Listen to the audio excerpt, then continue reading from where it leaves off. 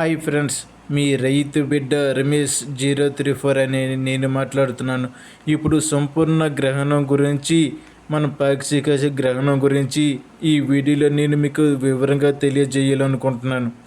అలాగే గర్భిణీ స్త్రీలు, వృద్ధులు, చిన్నపిల్లలు పాటించాల్సిన నియమాలు నేను మీకు ఈ వీడియోలో వివరంగా తెలియజేయాలనుకుంటున్నాను. అలాగే గ్రహణం తర్వాత గ్రహణం ఎందుకు వస్తుంది, గ్రహణం ఎన్ని సంవత్సరాలకు ఒకసారి వస్తుంది, గ్రహణం ఏర్పడడానికి కారణం ఏమిటి, గ్రహణం తర్వాత దేవాలయాలు, అలాగే మన ఇంట్లో ఉన్న దేవుడు మూలలు, దేవుడు ఫోటోలు శుభ్రం చేయాలా వద్దా, స్నానం చేయాలా వద్దా, ఇల్లు శుభ్రం చేయాలా వద్దా అనేది వివరంగా పోసుకొచ్చినట్టు ఈ వీడియోలో నేను మీకు తెలియజేయాలనుకుంటున్నాను. ఖగోళ శాస్త్రవేత్తలు, పండితులు, జ్యోతిష్య నిపుణులు తెలిపిన వివరాల ప్రకారం మార్చి 3వ తేదీన చంద్రగ్రహణం ఏర్పడుతుంది. ఈ సమయంలో గ్రహణ దోష నివారణ పూజలు, జపాలు చేయాలని పండితులు చెబుతున్నారు.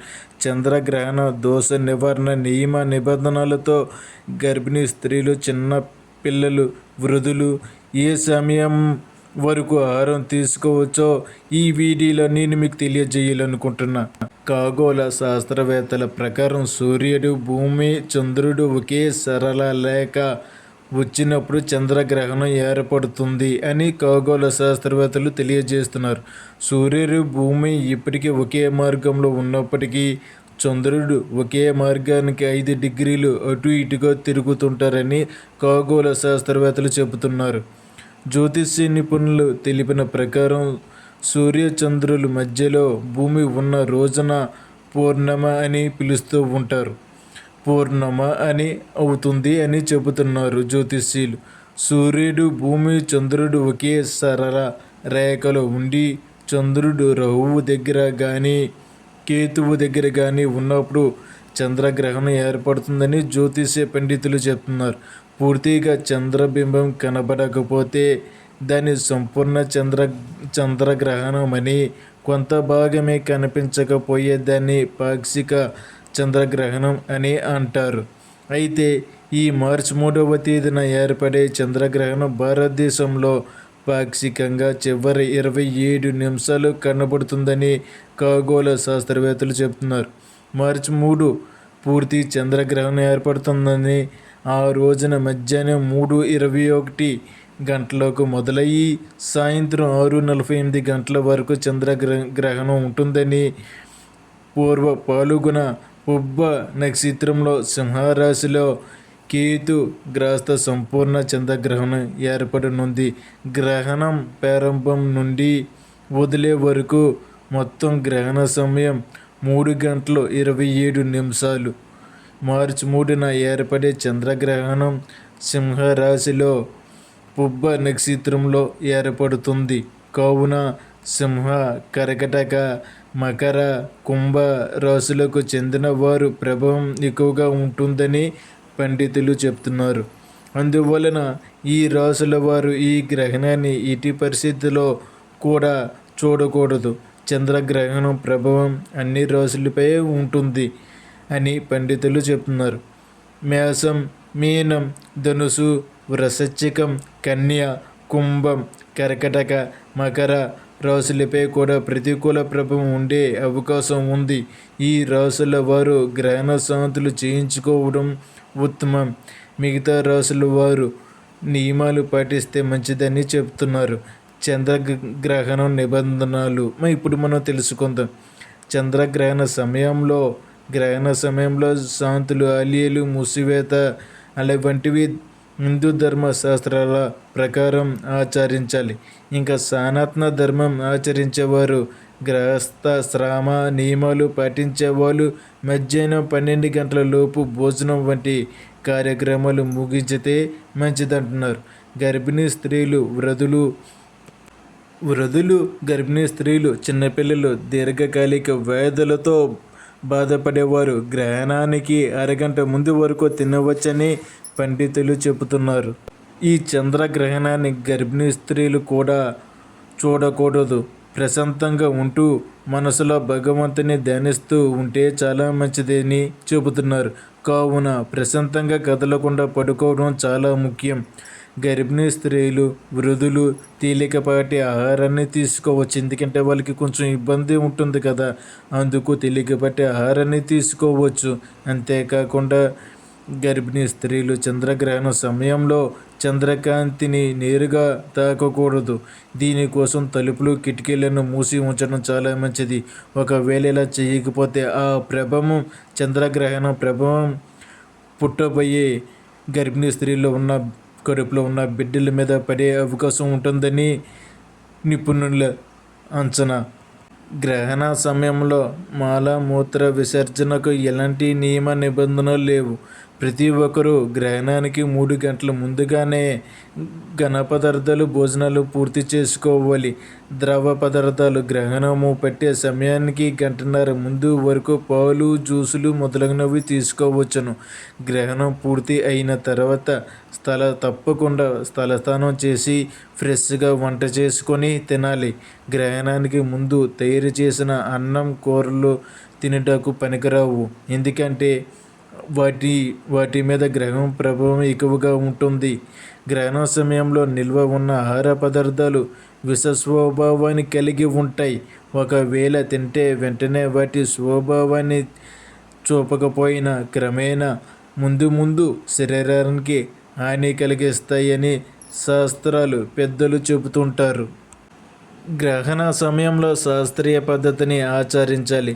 శారీరక శక్తి నమ్మకాలు ఉన్నవారు గ్రహణము పట్టుటకు ముందు, తర్వాత పట్టు విడుపు స్నానాలు చేసి ధ్యానం, జపాలు, భగవానామ స్మరణతో ఉండగలిగితే మామూలు సమయంలో చేసిన ధ్యాన ఫలితం కన్నా రెట్టింపు స్థాయిలో ఫలితం లభిస్తుందని పండితులు చెప్తున్నారు. అయితే ఇప్పుడు మరొకటి తెలుసుకుందాం. గ్రహణం తర్వాత స్నానం ఎందుకు చెయ్యాలి? ఇంటిని ఎందుకు నీళ్ళతో శుద్ధి చెయ్యాలి? చేయకపోతే ఏమవుతుంది అనేది ఇప్పుడు మనం వీడియోలో తెలుసుకుందాం. ఖగోళ శాస్త్ర ప్రకారం చంద్రగ్రహణం మార్చి 3వ తేదీన ఏర్పడుతుంది కాబట్టి, అయితే చంద్రగ్రహణం ముగిసిన తర్వాత ఖచ్చితంగా కొన్ని నియమాలను పాటించాలని పండితులు చెబుతున్నారు. ఈ సమయంలో మంత్రాలకు చాలా పవర్ ఉంటుంది.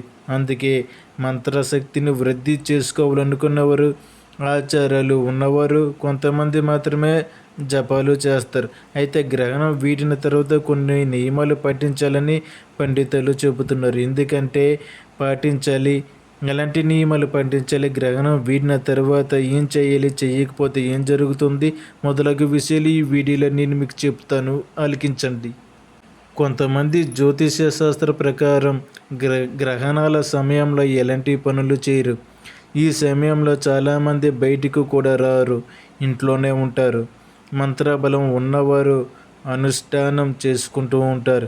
ఈ సమయంలో చేసే అనుష్ఠానానికి మిగిలిన రోజులు చేసిన దానికంటే 1000 రెట్లు అధికంగా ఫలితం ఉంటుందని చెబుతూ ఉంటారు. ఉదాహరణకు మనం ఇమ్యూనిటీ పవర్ పెంచుకునేందుకు పండ్లు తీసుకుంటాం కదా, అలానే మంత్రబలం శక్తిని పెంచుకునేందుకు గ్రహణాల సమయంలో అనుష్ఠానం ద్వారా వృద్ధి చెందుతుంది.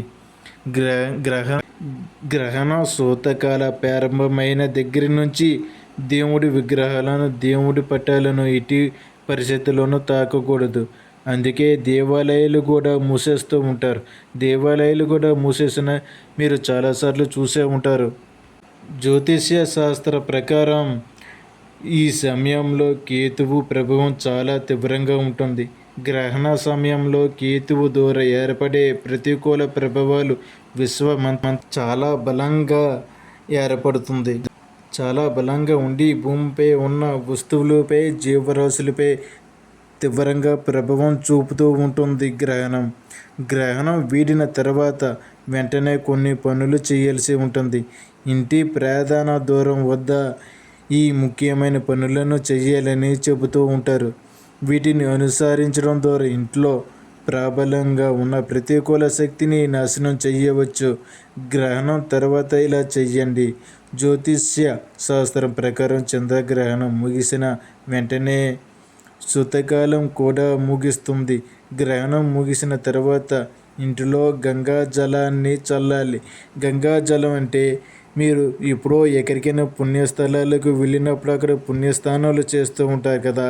ఆ పుణ్యస్థానాలు చేసినప్పుడు నీటిలో ఉన్న చెరువులో ఉన్న గంగా జలమే ఈ పవిత్రమైన గంగా జలం మీ ఇంట్లో ఉంటే గంగా జలాన్ని చల్లండి.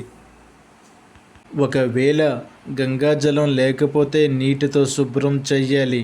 ఇంటి ప్రధాన ద్వారం నుంచి మాత్రమే లక్ష్మీదేవి ఇంట్లోకి ప్రవేశిస్తుందని చెబుతూ ఉంటారు. అలాగే ప్రతికూలత ఉండే ఇళ్లల్లో లక్ష్మి ఉండదని చెబుతూ ఉంటారు.